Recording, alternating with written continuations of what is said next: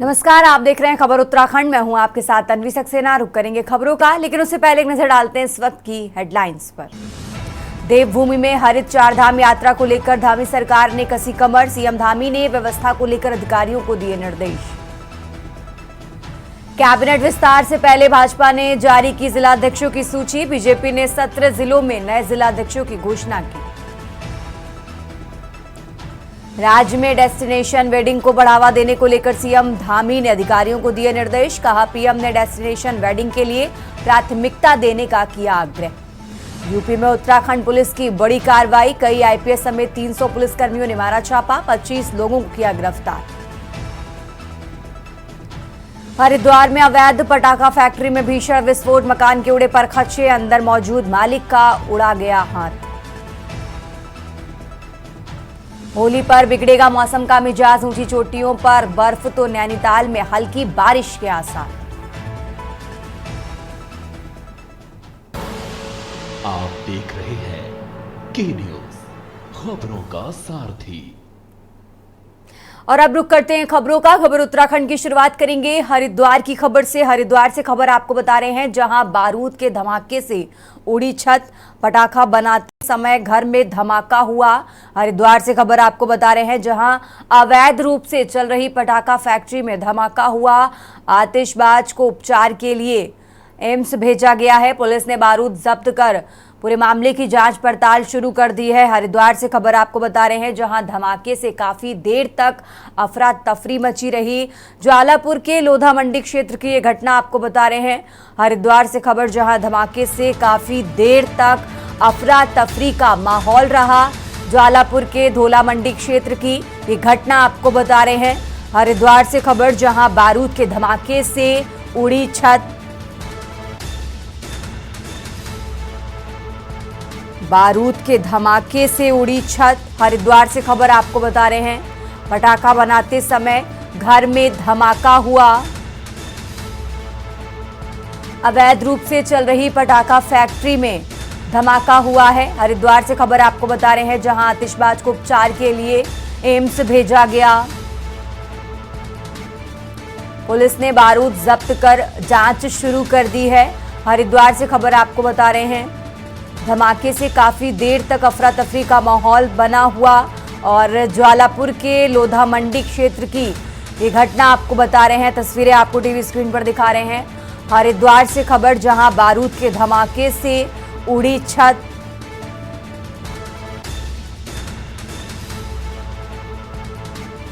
तस्वीरें आपको TV screen पर दिखा रहे हैं, जहां बारूद के धमाके से छत उड़ी। पटाखा बनाते समय घर में धमाका हुआ।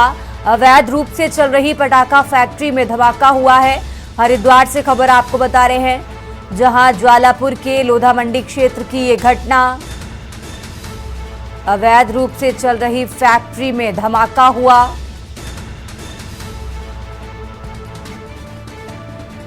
धमाके से काफी देर तक अफरा तफरी का माहौल बना। फिलहाल पुलिस पूरे मामले की जांच पड़ताल में जुटी। हरिद्वार से खबर आपको बता रहे हैं, बारूद के धमाके से उड़ी छत।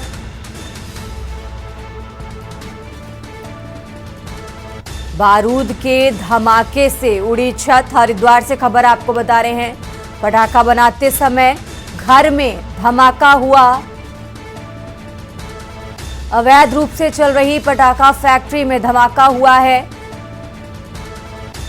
आतिशबाज को उपचार के लिए एम्स भेजा गया है। और फिलहाल पुलिस पूरे मामले की जांच पड़ताल में जुटी हुई है।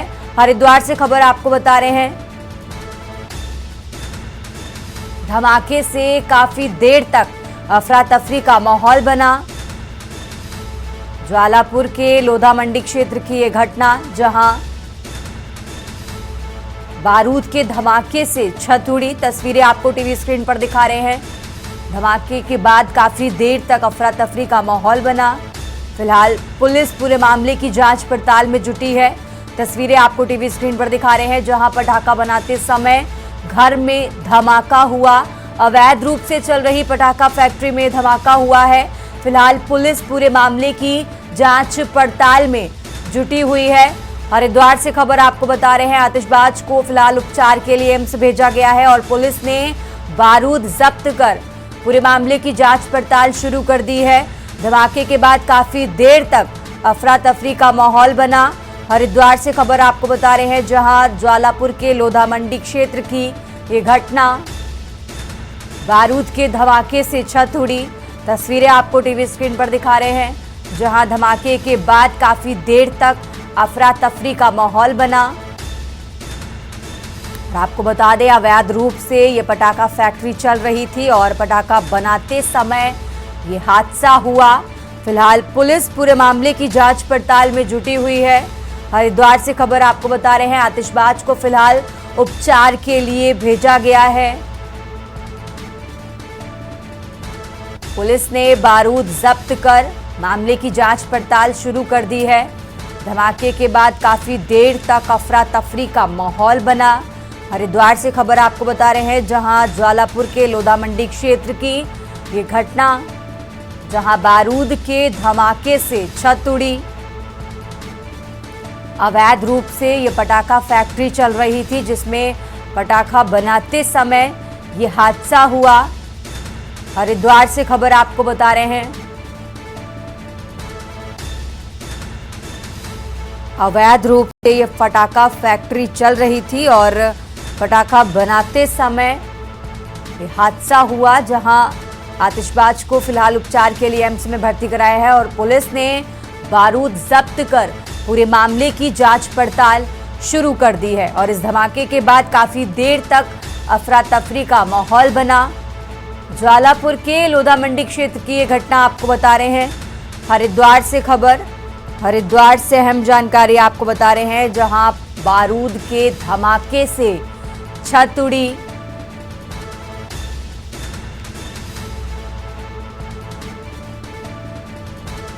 पटाखा बनाते समय घर में धमाका हुआ। अवैध रूप से चल रही पटाखा फैक्ट्री में धमाका हुआ है। हरिद्वार से खबर आपको बता रहे हैं। और चलिए खबरों में आगे बढ़ते हैं। भारतीय जनता पार्टी ने प्रदेश के सभी जिलों के नए जिलाध्यक्षों की घोषणा कर दी है।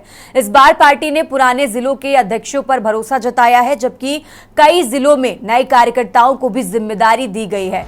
इस बीच मुख्यमंत्री पुष्कर सिंह धामी सचिवालय में आगामी चारधाम यात्रा की तैयारियों को लेकर एक महत्वपूर्ण बैठक ले रहे हैं। इस बैठक में कैबिनेट मंत्री सतपाल महाराज और डॉक्टर धन सिंह रावत मौजूद रहे। बैठक में यात्रा के सुचारू संचालन और यात्रा के दौरान यात्रियों की सुरक्षा सहित विभिन्न पहलुओं पर इस बैठक में चर्चा की गई। बीजेपी ने इस बार के जिलाध्यक्षों की घोषणा में संगठन में बदलाव और नई ऊर्जा को प्राथमिकता दी है। पार्टी ने कई पुराने अध्यक्षों को फिर से मौका दिया है, जबकि कुछ जिलों में नए कार्यकर्ताओं को जिम्मेदारी सौंपने का फैसला लिया है, जो संगठन को और मजबूत करेंगे। अब तक घोषित जिलों के अध्यक्षों में पुराने और नए कार्यकर्ताओं का मिश्रण देखने को मिल रहा है, जिससे पार्टी संगठन को नई दिशा मिल सकेगी और आगामी चुनावों में पार्टी को मजबूती भी मिलेगी।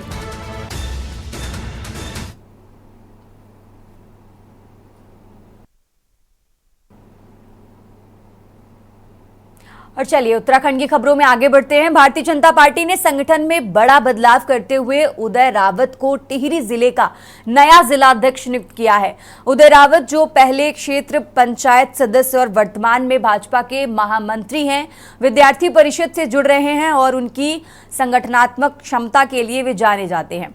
उदय रावत की नियुक्ति से भाजपा कार्यकर्ताओं में उत्साह का माहौल है। पार्टी कार्यालय में कार्यकर्ताओं ने उन्हें बधाई दी और मिठाइयां बांटी। नए जिलाध्यक्ष बनने के बाद उदय रावत ने कहा कि वो प्रधानमंत्री मोदी के सबका साथ सबका विकास के संकल्पों को आगे बढ़ाने के लिए काम करेंगे और पार्टी को मजबूत करने के लिए हर संभव प्रयास करेंगे। उनका उद्देश्य पार्टी को नई ऊंचाइयों तक पहुंचाना है और आम जनता से जुड़कर उनकी समस्याओं का समाधान निकालना है। कि उन्होंने मुझे और मैं इस जिम्मेदारी पे खरा उतरूं, इसके लिए मैं कार्य करूंगा। और टिहरी जिले में जो हमारे ज्येष्ठ श्रेष्ठ देवतुल्य कार्यकर्ता हैं, उनके साथ मिलकर टिहरी में संगठन का कार्य करेंगे। खबरों में आगे बढ़ते हैं। नैनीताल पहुंचे अपर महानिदेशक एनसीसी निदेशालय उत्तराखंड मेजर जनरल रोहन आनंद ने एनसीसी ग्रुप मुख्यालय एवं इसकी वाहिनियों का निरीक्षण किया है। इस दौरान उन्होंने बताया कि नैनीताल ग्रुप के अंतर्गत एनसीसी में 7,227 बच्चों का नामांकन करने का लक्ष्य रखा गया है, जबकि पूरे देश में 3 लाख कैडेटों का नामांकन किया जाएगा। मेजर जनरल ने यह भी बताया कि उत्तराखंड के 3 बच्चे माउंट एवरेस्ट की चोटी पर चढ़ने जा रहे हैं, जो राज्य के लिए गर्व की बात है। इसके अलावा उन्होंने पंतनगर में एयर प्रशिक्षण के लिए जमीन तलाशने की जानकारी दी, ताकि कैडेटों को बरेली ना जाना पड़े। 3 लाख का और नामांकन होना पूरे इंडिया में, और नैनीताल ग्रुप में 7,227 बच्चों का एडिशनल नामांकन का प्लान है। इसके अलावा हम एक इंडिपेंडेंट कंपनी भी रेज कर रहे हैं चंपावत में, और सपोर्ट स्टाफ, रिटायर्ड जेसीओज एनसीओज की भी भर्ती होगी ट्रेनिंग के लिए, जो कि पीआई के तौर पर आएंगे। हमारे बच्चे उस लेवल तक पहुंच गए हैं जब कि माउंट एवरेस्ट को वो स्केल करने के लिए तैयार है। इससे ज़्यादा खुशी की क्या बात हो सकती है। और हमारा आगे भी मकसद रहेगा कि ज़्यादा से ज़्यादा बच्चे ज़्यादा से ज़्यादा एक्सपीडिशन में भाग रहे, क्योंकि पहाड़ तो यहीं पे हैं और कुदरती तौर पर हमारे बच्चे माउंटेनियरिंग एक्टिविटीज़ में ज़्यादा सक्षम हैं। रुक करते हैं अगली खबर का। राजधानी देहरादून में जिलाधिकारी सविन बंसल की अध्यक्षता में कलेक्ट्रेट ऑफिस में जनसुनवाई कार्यक्रम में अनेकों समस्याएं प्रकाशन में आई हैं। जिलाधिकारी बंसल ने जानकारी देते हुए बताया कि अधिकतर शिकायतें भरण पोषण, family civil code, social service, शिक्षा, समाज कल्याण जैसी समस्याएं प्रकाश में आई हैं। उन्होंने आगे बताया कि नंदा सुनंदा प्रोजेक्ट में भी कुछ समस्याएं सामने आई हैं। जिन बालिकाओं के फादर नहीं है या आर्थिक स्थिति के कारण जिन बालिकाओं की पढ़ाई छूट गई है, ऐसी समस्याओं का निवारण जल्द किया जाएगा। डीएम बंसल ने यह भी कहा कि जो भी जनता की समस्याएं सामने आती हैं, उन्हें तत्काल प्रभाव से वहां उपस्थित विभागीय अधिकारी को सौंप दी जाती हैं। हमारा प्रयास यही है कि सरकार की जो सुविधाएं हैं उनका लाभ जनता को मिल सके, क्योंकि जनता दरबार में लोग भरोसा और उम्मीद लेकर आते हैं।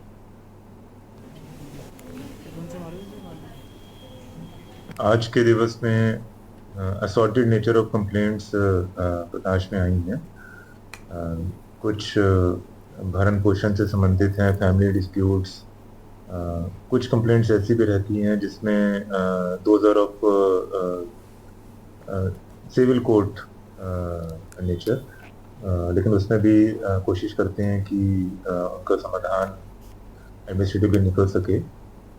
और कुछ हमारे सोशल सर्विसेज एक्सेस को लेकर होती हैं, तो क्योंकि हमारे यहाँ पर अधिकारी उपस्थित रहते हैं तो उनका निदान तो ऑन द स्पॉट हो जाता है। खबर उत्तराखंड में फिलहाल वक्त हो चला एक छोटे से ब्रेक का, जल्द हाजिर होंगे। आप देख रहे हैं के न्यूज, खबरों का सारथी। ब्रेक के बाद एक बार फिर से हाजिर हैं। रुक करते हैं खबरों का। उत्तराखंड में विधायक निधि के खर्च को लेकर ज्यादातर विधानसभा सदस्यों को विकास को लेकर ज्यादा सक्रियता दिखानी होगी। साल 2022-23 से लेकर दिसंबर 2024 तक सभी 70 विधायकों को 964 करोड़ रुपए विधायक विकास निधि के रूप में आवंटित किए गए हैं, जिनमें से करीब 589.21 करोड़ रुपए खर्च हुआ। इस तरह विधायक निधि के उपयोग की दर 61% रही है। जहां तक मुख्यमंत्री पुष्कर सिंह धामी के मंत्रियों के प्रदर्शन का सवाल है, तो कैबिनेट मंत्री सौरभ बहुगुणा विधायक निधि खर्च करने में सबसे आगे हैं। धामी सरकार के मंत्रियों व विधायकों ने कितनी विधायक निधि खर्च की है?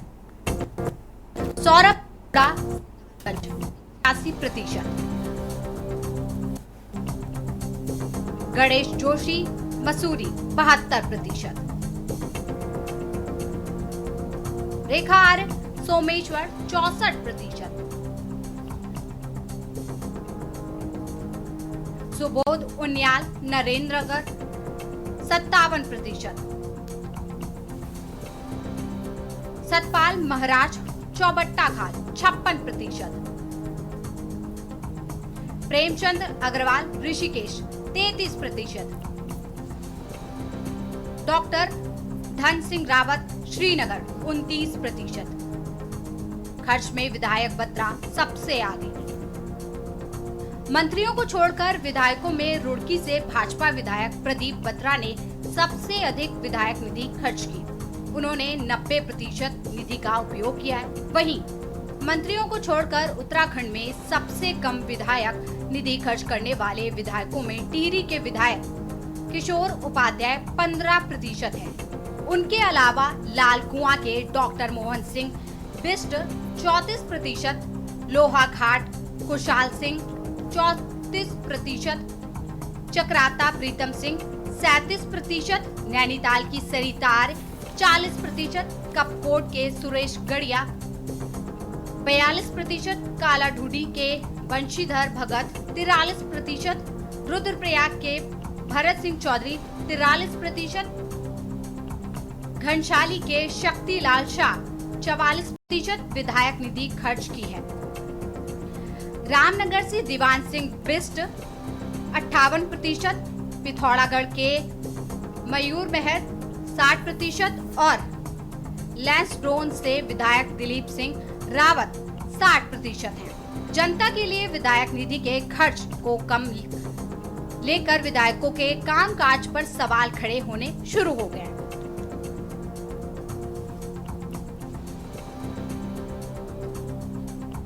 हमने सूचना मांगी ग्राम्य विकास आयुक्त से कि विधायकों की विधायक निधि कितनी खर्च हुई है, ताकि पता चले कि विधायक निधि खर्च करने में विधायकों की स्थिति क्या है और विधायक जनता के कार्यों के प्रति कितना संवेदनशील है। तो इसमें पता ये चला कि पूरे प्रदेश में केवल 61% विधायक निधि ही खर्च हुई है अभी तक जो है, यानी ये आंकड़े जो है दिसंबर 2024 तक के दिए हैं, 22-23 से जब से विधायक बने हैं, यानी आधा कार्यकाल खत्म हो गया और आधे कार्यकाल में जो विधायक निधि मिली उसमें से 61% ही खर्च हुई है। निधि के खर्च करने के पीछे होने की जहाँ तक बात है तो पूरी व्यवस्थाओं को देखा जाता है। कोई भी प्रस्ताव अगर हमारा पारित हो चुका होता है, वो पारित होने के बाद कई प्रक्रियाओं से गुजरता है, फिर उसके बाद वो विधायक निधि वहाँ से रिलीज होती है और उस कामों में लगती है। तो अभी बीच दिनों में अगर देखा जाए तो निकाय चुनाव वगैरह के भी आचार संहिता लागू थी और बीच में भी कई जगह काम में रुकावट भी रही है। तो और इन सब चीज़ों को अगर आकलन किया जाए तो काफ़ी हमारे लंबित कार्य हैं। विधायक समय पे खर्च नहीं कर पा रहे हैं, ये बड़ी चिंता की बात है। अगर विधायक क्षेत्रीय विकास की जिम्मेदारियों को समय पर नहीं निभाएंगे तो धरातल पे विकास कैसे नजर आएगा। इससे जनता का आक्रोश भी बढ़ता है और विकास को गति भी नहीं मिलती है। जब आपको विधायक निधि दी गई है इसीलिए दी कि आप जन कल्याण के काम समय पे पूरे कर सके, ये चिंता की बात है और निश्चित तौर पर इस विषय को गंभीरता से लिया जाना चाहिए। और इस प्रदेश में सरकार पिछले दिनों से जो बजट जारी कर रही है वो बजट भी समय पे खर्च नहीं हो पाता है और जब मार्च सिर पे आता है तब आनंद फानंद में बजट को ठिकाने लगाने के लिए कोई जुलूल प्रस्ताव पास किए जाते हैं। खासकर यदि जिला देहरादून से विधायकों की बात की जाए तो यहाँ विधायक निधि खर्च करने में सबसे टॉप पर रायपुर के विधायक उमेश शर्मा काऊ और सबसे फिसड्डी चक्राता के कांग्रेस विधायक प्रीतम सिंह, जो अपने विधायक निधि का 10% हिस्सा भी खर्च नहीं कर पाए। वहीं भाजपा के अन्य विधायकों के भी हालात बहुत अच्छे नहीं हैं। कई विधायक ऐसे हैं जो अपनी विधायक निधि का 90% हिस्सा स्वीकृत तो करा चुके हैं, पर विकास के नाम पर काम कछुआ चाल है। सबसे कम विधायक निधि खर्च करने वालों में किशोर उपाध्याय हैं जिनकी 15% खर्च हुई है, डॉक्टर धन सिंह रावत की 29% खर्च हुई है, प्रेमचंद अग्रवाल की 33% खर्च हुई है, डॉक्टर मोहन सिंह बिष्ट की 34% खर्च हुई है, खुशहाल सिंह की 34% खर्च हुई है, प्रीतम सिंह की 37% खर्च हुई है, सरिता आर्य की 40% खर्च हुई है, सुरेश गढ़िया की 42% खर्च हुई है, बंशीधर भगत की 43% खर्च हुई है, भरत सिंह चौधरी की 43% खर्च हुई है, राजेंद्र सिंह की 44% और शक्तिलाल शाह की 44%। निश्चित रूप से यूकेडी का तो ये कहना है कि भैया विधायक क्यों नहीं अपना पैसा खर्च करते हैं। जो फंड दिया गया है, विधायक निधि है, वो जनता के काम आने चाहिए, लेकिन जनता के काम नहीं आ रही है और वो अभी तक अपने कुंडली मार के बैठे हुए हैं। ऐसा क्या है? उनको जनता को जो पैसा दिया जाना चाहिए वो तय समय सीमा के अनुसार दिया जाना चाहिए और उस पर खर्च किया जाना चाहिए। ये बाद में फिर बंदरबाट होगी। किसी न किसी ढंग से उसको फटाफट जल्दी निपटाया जाएगा और उसके बाद उसको किया जाएगा, खर्च किया जाएगा। अब विधायक निधि के उपयोग को लेकर ज्यादातर विधानसभा सदस्यों को और ज्यादा सक्रियता दिखानी पड़ेगी। अब तक का ये खुलासा सूचना के अधिकार के तहत प्राप्त सूचना से हुआ है। वर्ष 2022 से 23 से लेकर दिसंबर 2024 तक सभी 70 विधायकों को 964 करोड़ रुपए विधायक विकास निधि के रूप में आवंटित किए गए, जिसमें से 589.21 करोड़ रुपए खर्च हुआ।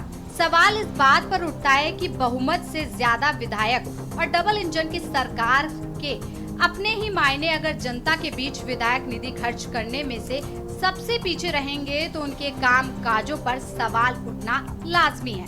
या तो विधायक सुस्त हैं या अपने क्षेत्रों में उनके काम दुरुस्त है। अब ये जनता को ही तय करना है, क्योंकि ये पब्लिक है भाई, सब जानती है। Uttarakhand desk report.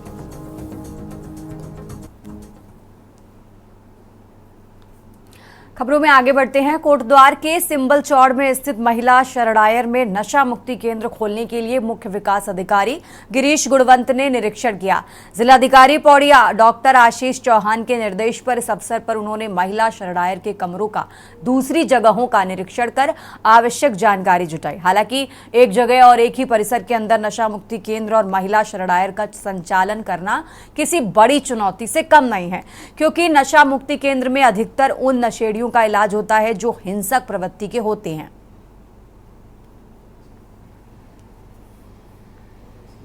जिलाधिकारी महोदय के निर्देशन पे हम जो यहाँ पे नशा मुक्ति केंद्र का संचालन होना है उसके इंस्पेक्शन के लिए आए हैं, और इसमें जो प्रोबेशन अधिकारी हैं वो हैं और एक हमारे एडवोकेट साहब हैं जो कि सचिव जिला विधिक सेवा प्राधिकरण के द्वारा नामित हैं।